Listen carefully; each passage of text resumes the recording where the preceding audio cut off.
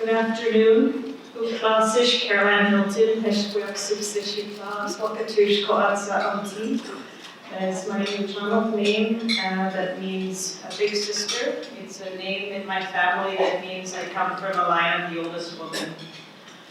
I'd like to acknowledge the treaty of this area, the commitments that came with that, the protocols and the recognition of the ceremonies of here, the language of here, the traditional dances, the names of here, the ceremonies, all that embed in this reality that we call Winnipeg.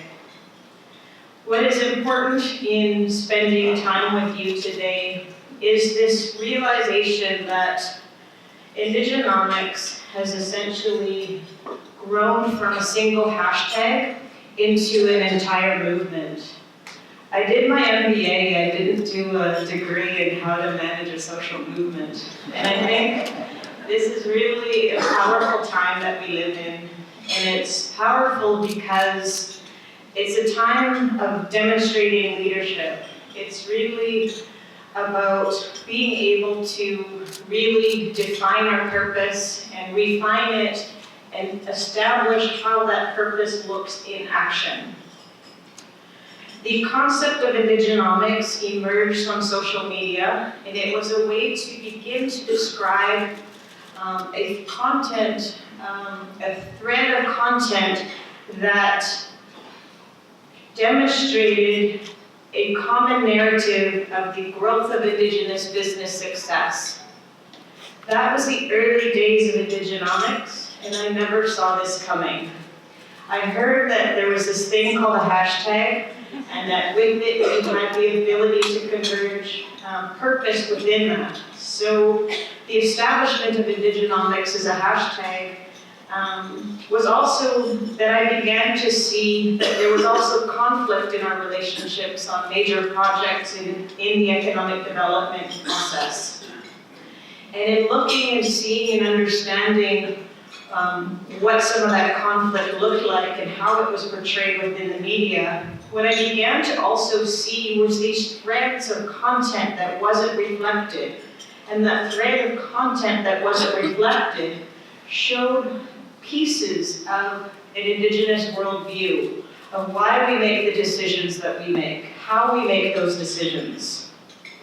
I've defined Indigenomics as the collective economic response to the lasting legacy of the systemic exclusion of Indigenous peoples in the development of this country. This is the uncomfortable space. It's uncomfortable because in order to build from this truth, we need to understand that the first 150 plus years of this country was developed and established on the systems of economic exclusion of Indigenous people.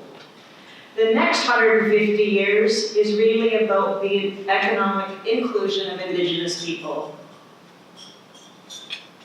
So addressing the legacy of systemic exclusion is what the intention of Indigenomics is.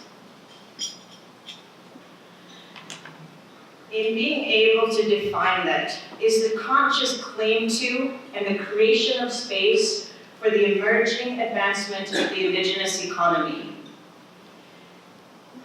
Conscious claim to and creation of space. That is Indigenous leadership, and that is the intention of the Indigenomics Institute. But why Indigenomics? Because the Indigenous economy is growing rapidly, because new thinking is required today to evolve the state of the Indigenous relationship, because it's only through new language that we'll get there. Because an Indigenous worldview is required in our future and not just our past. Because 76% of Indigenous children live in poverty in some areas of Canada. I think I heard a statistic earlier at the reception that up to 70% of Indigenous people that are homeless in this city are Indigenous. So when you look at Indigenomics as a construct for modern Indigenous economic design, the intention of it is to be neutral. It's neutral in the sense of it's not weighted from the political or from the legal perspective. But why Indigenomics? Because there's an increasing land and resource pressures. Those are the pressures that we experience and is what is called the pace of business. Because the continuity to our Indigenous ways of life are threatened. Because we still have Canadians saying, why don't you get over it? Because the number of Indigenous businesses are growing at 5 times the rate of self-employed Canadians. So being able to understand what this growth looks like, Indigenomics is really about our ability to shift the language and shift the narrative of this country. What is most important to me in shifting that narrative is that as a country, we begin to establish this narrative shift that consciously moves us away from seeing Indigenous peoples as a burden on the fiscal system to seeing Indigenous peoples as economic powerhouses. That is the shift that we're looking at. It's happening every single day. It's happening before our eyes, and we need to pay attention. I dislike that language of closing the gap. I dislike it because when we choose what we're measuring, Indigenous peoples experience the highest number of suicide rates, health issues, death, baby mortality, education, all of these levels that we can count off on our fingers of how our people are described. This concept of progress, what is important to me is that Indigenomics is about design. It's about economic design. So this concept of moving beyond closing the gap. This idea is development cannot happen to us. The Indigenous economy cannot exist as a program or service of government. It needs investment into, it needs to be paid attention to, nurtured, and looked at as a system of actual design. I look at this concept of closing the socioeconomic gap as what I call economic distortion. It's distorted view of reality based on what is being measured, largely because if we build from that uncomfortable space of the systemic exclusion of Indigenous peoples, we should be measuring that. But our ability to measure what is most important is what does progress look like and how do we design from the place of we are powerful economic powerhouses. So the distortion of what is being measured is now looking at a shift of moving towards designing economic success. I like this concept of economic space. So there's a lawyer out of Toronto called Bill Gallagher who wrote a book called Resource Rulers. He wrote the book in 2012, and at the time that he wrote the book, he described 150 legal cases that Indigenous peoples had won in court.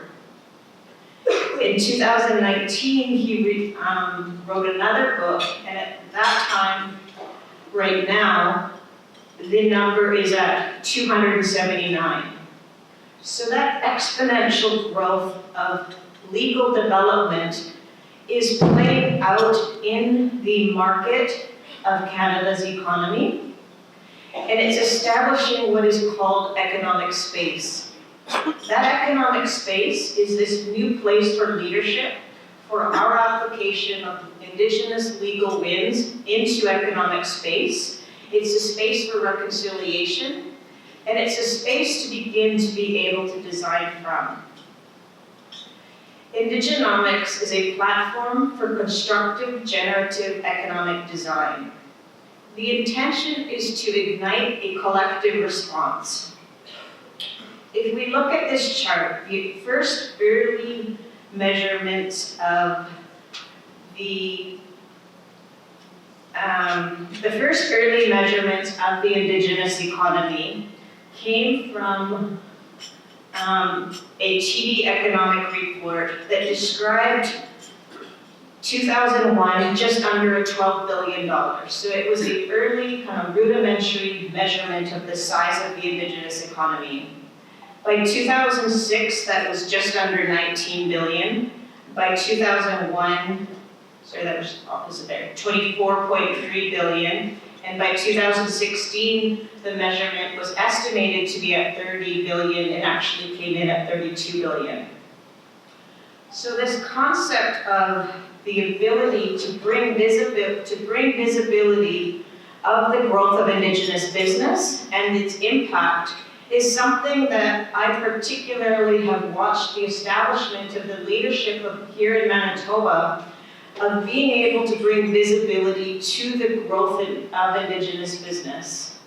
So in my work, what I began to identify was themes and places of opportunity.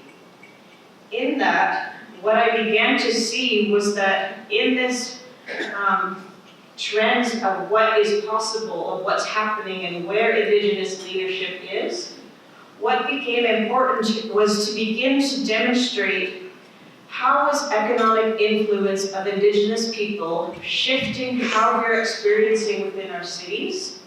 We look at this example here, the Kapyong is also an example of the shifting Indigenous economic influence. There's a place that we need to be able to let go of control and be able to facilitate and nurture Indigenous economic design. And I think this is an example that I use in my work that demonstrates this shift in economic influence. So I wrote a book, Indigenomics, Taking a Seat at the Economic Table. I was just sharing with Jessica that I pressed send on the final manuscript on Monday evening before I came here, and the book will be released.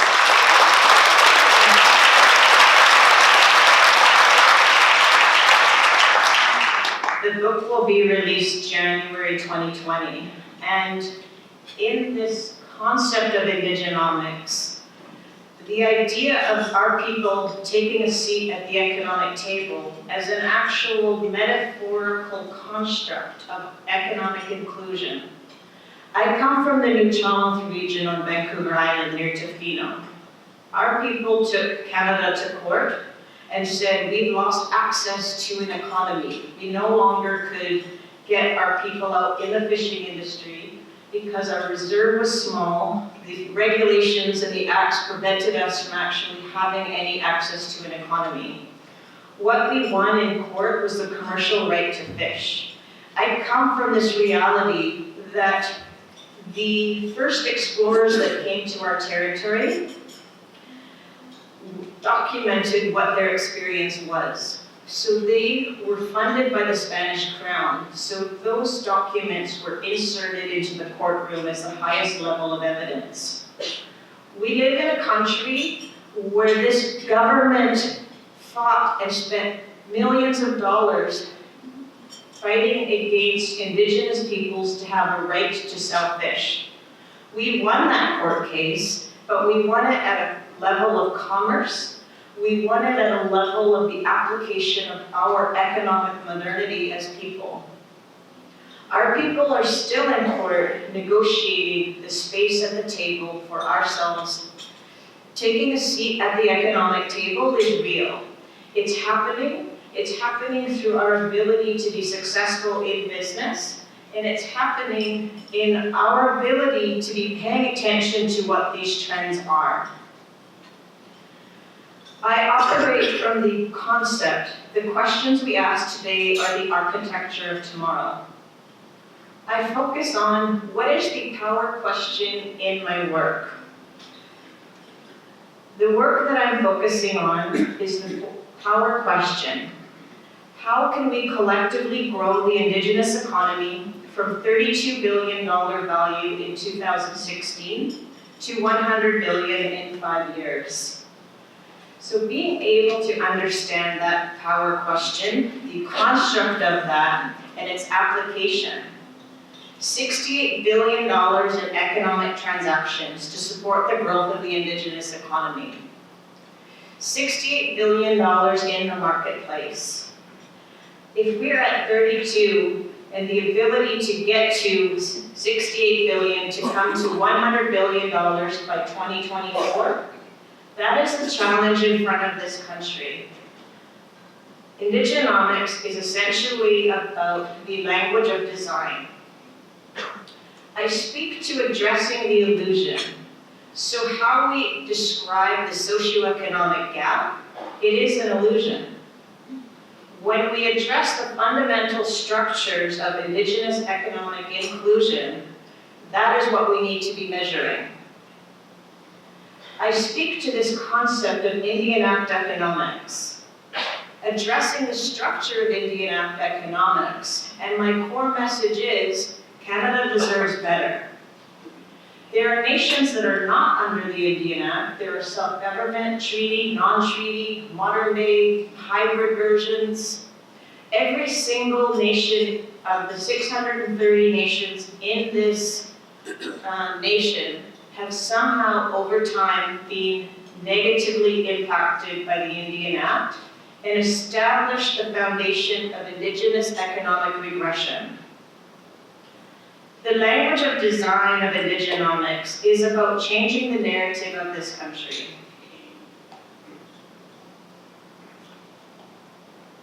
What is important to me is that being able to establish that inception into a new economic reality, that a $100 billion Indigenous economy is possible. In changing that narrative, bringing that visibility that we are powerful people. What is important to me in this work is shifting away from this has happened to us, or development is happening to us, or progress is happening to us, and being able to shift towards designed by us. The economic inception of a $100 billion Indigenous economy is what this country is looking at, as integral to the success of the future of this country. I introduced this concept of future pacing. The $100 billion economy is future pacing the potential of where we're heading. What is important to me is facilitating this concept of economic presence, the influence, the growing influence that we have as Indigenous people. At the inaugural Indigenomics conference in June in Vancouver, I introduced this concept of the Indigenomics economic mix. So 12 levers to support the growth of the Indigenous economy. In my work previously on the Canadian Economic Growth Council, where I was a senior advisor to Minister Morneau, what I saw was my ability to bring visibility in all of those recommendations of the future of Canada's economy, of what did Indigenous inclusion look like.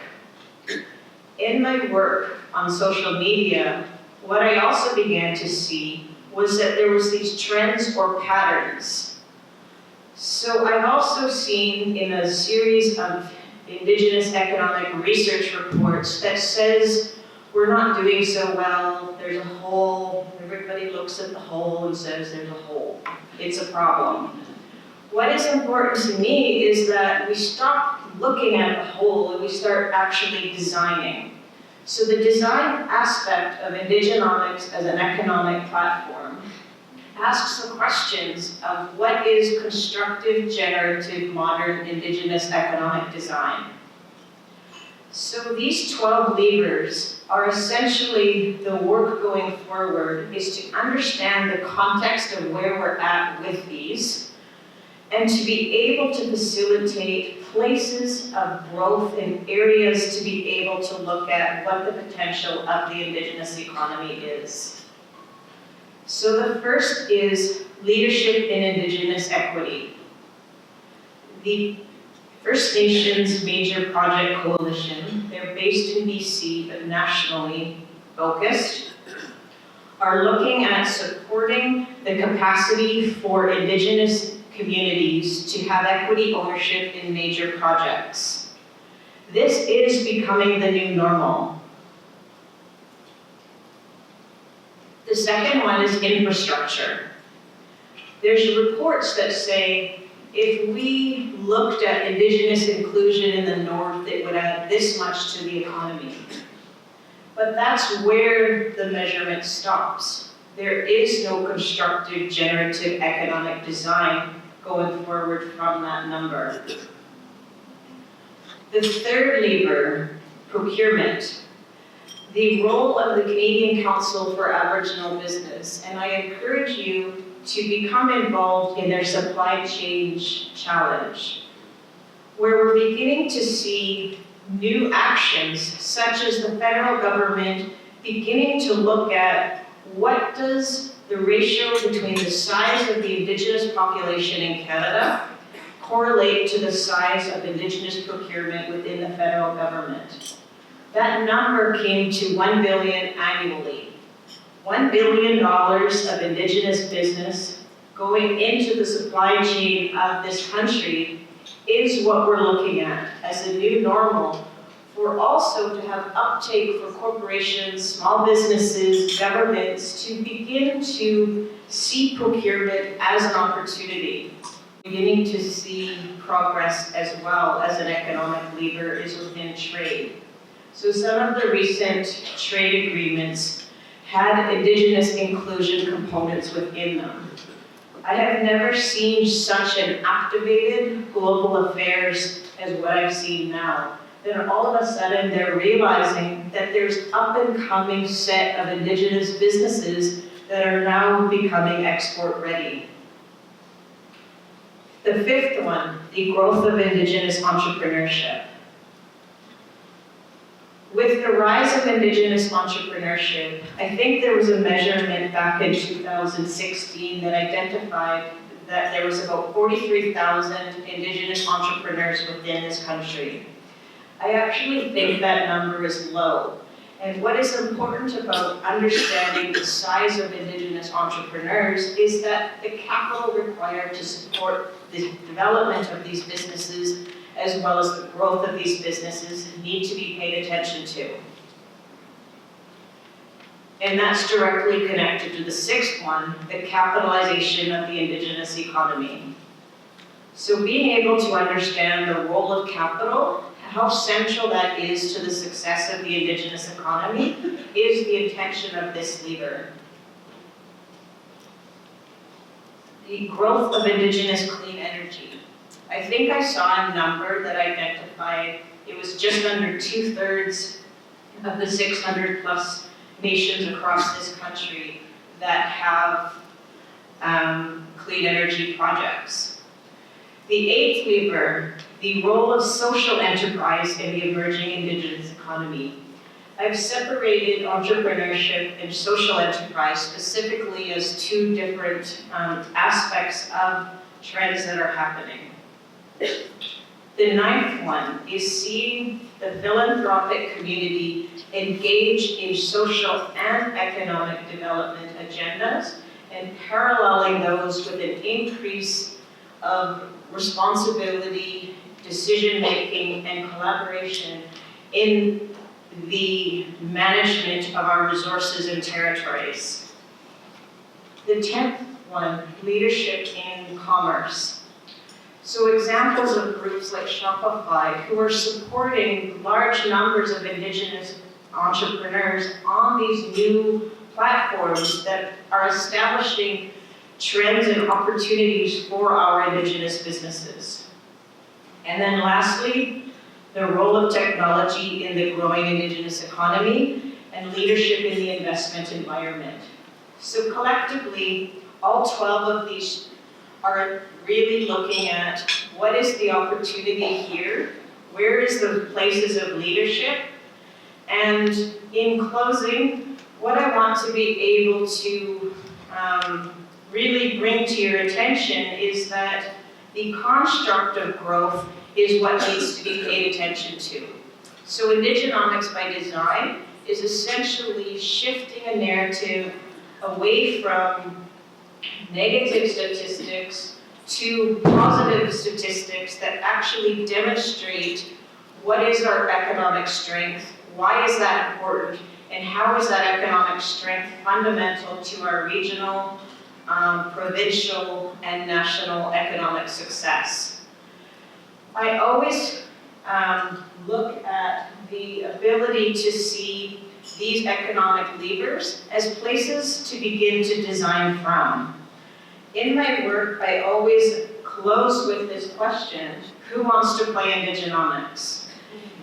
The ability to see Indigenomics as a construct to be invited into. The intention is to be able to establish as an invitation for leadership, an invitation into insight into economic inclusion, and our ability to look at and demonstrate the call to action of the Truth and Reconciliation Commission is what we heard earlier.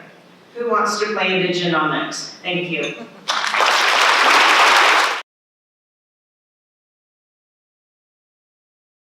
Thank you so much for that. A round of applause for Caroline.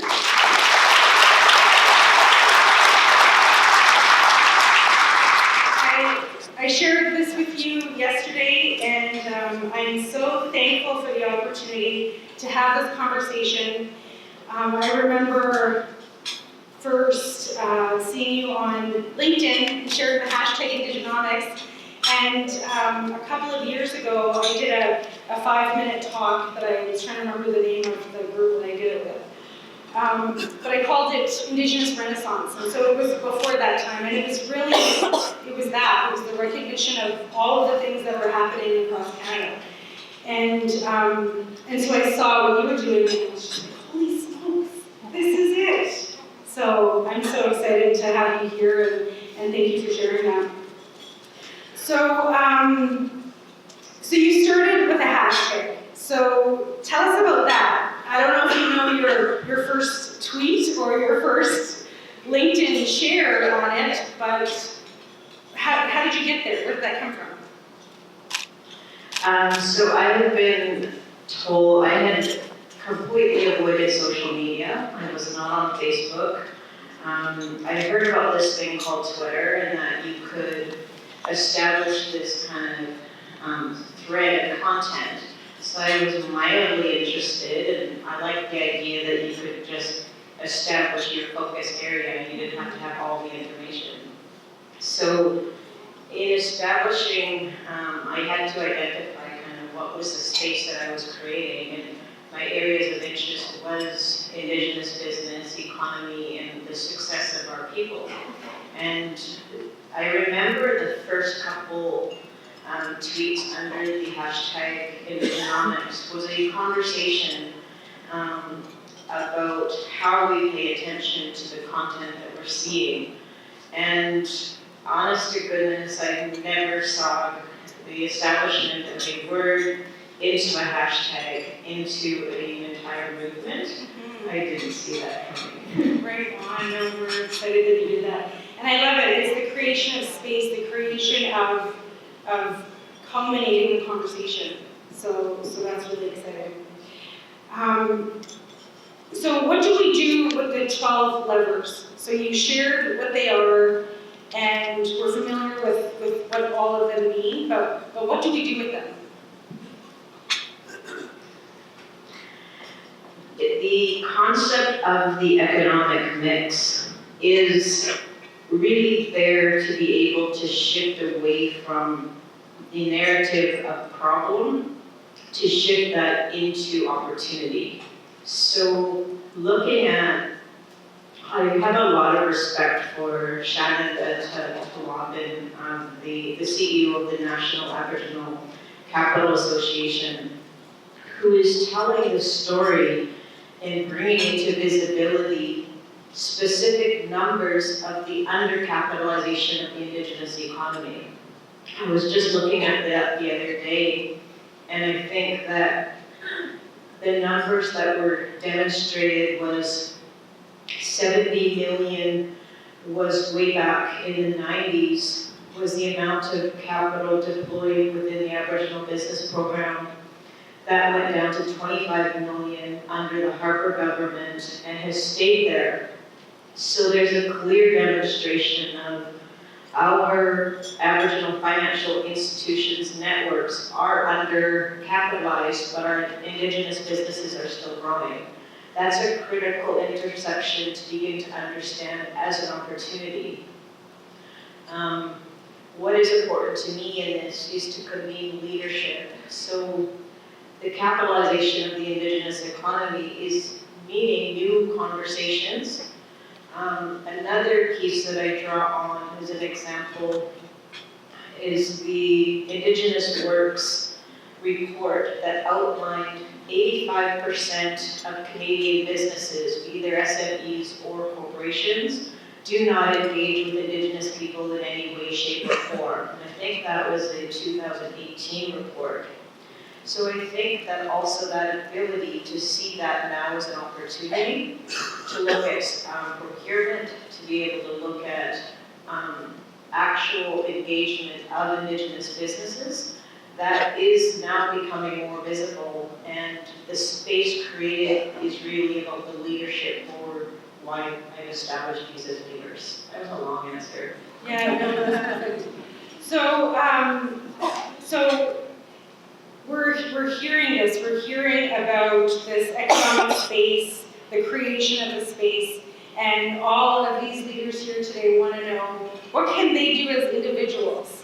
And so, business leaders, community leaders, what do you say to people who want to take that step but they're not sure what to do first?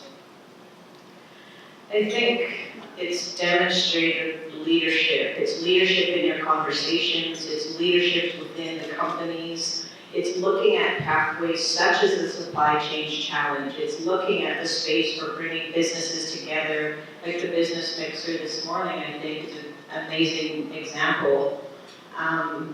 Those types of leadership is really what now requires to look then at the relationships that form how to make $68 billion in the marketplace happen in 5 years. Mm-hmm. No, great. And what would you say to organizations that want to get started and they're, maybe bringing a booth to the business mixer and that sort of thing, but their workplace is still not really on board? Like, how do you engage people around the table? I think there's an element of personal leadership, there's an element of leadership in conversations, there's information, education, and I think even like the calls to action of the Truth and Reconciliation Commission should be at the forefront of companies and organizations and governments, and it's a time of leadership and hosting of conversations and space for economic inclusion. And so just having that conversation, just bringing it to the table. So you have got to travel a lot of places in Canada. Everybody wants to hear about Indigenomics, so I'm so happy that we're starting my year off like this. This is super exciting. So what would you say, what was my question? I have what are you seeing that's happening really well? At the Indigenomics conference in June, what I saw was this mix of people that from small businesses to Indigenous businesses to Indigenous economic development corporations to government, specialized roles that were beginning to all come together to have this conversation around economic design. And what I'm seeing is the shift of the idea of seeing Indigenous peoples as a burden on the fiscal system to this narrative shift of we're powerful people. And when I speak to our own people, like I go to Aboriginal business conferences, there's this kind of straightening of the spine. There's this, we're powerful people. Our resilience is what is important to bring that into visibility of ourselves, that our economic success is in spite of the Indian Act, is in spite of those uncomfortable topics such as the elimination of our people through policy. We weren't supposed to be here as people. and the fact that we're heading towards a $100 billion Indigenous economy, what I see is that there's this convergence on meaning, purpose, and a dual recognition of we are powerful people, and I think that's amazing. Absolutely. So,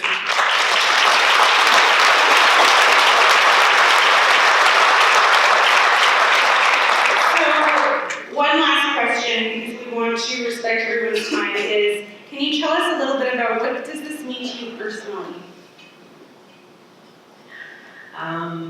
What does this mean to me personally? So I was raised in care. I was kind of raised as the statistic of an Indigenous child in the system.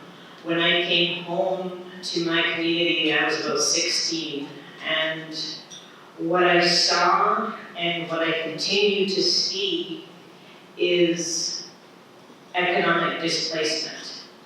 And when I refer to that, it was a historical economic displacement that's happened over 200 years to our people. The experience of that, of how there's a shift within the territory, how it's managed, how we see ourselves, those statistics in terms of 90% unemployment, all of these aspects. So the personal response was Indigenomics. And to build from a positive place, that's really about the formation of my leadership, of taking responsibility for what I see in front of me. This is what I see. This is how I experience community. This is how I experience, as a Heshquick woman, my own Indigenous reality as a place that says, I'm from this mountain, I come from the water, my people were whalers, and the ability to construct from that place. And I live a highly disciplined mind of how and what I choose to see. So if I live from a place of trauma that happened to my mother, to my siblings, to my grandparents, my disciplined response is I choose to see beautiful, and that's the place I choose to build from. So understanding trauma happened to us, trauma happened within my family, the place that I build from, Indigenomics is the response. That's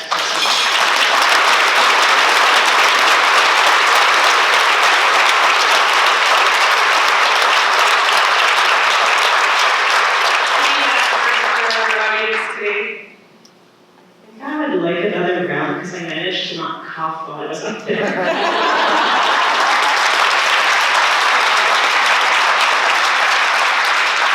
Thank you very much. Thank you for coming. I'm glad that we didn't have too much snow or too much cold for you from your warm Vancouver place. But thank you so much for your leadership, for your work. Indigenomics Institute.ca is your website where you can all learn more. And yeah, very honored to have you here today to really kick off our conversation, to kick off my year as chairperson. Thank you so much for having me. I will be coming back probably February, March. Great, February. March for the Indigenomics book. So thank you to the Chamber for having me. Thank you to the sponsors, and huge appreciation for everyone coming out and spending their time here today. Thank you. Thank you very much.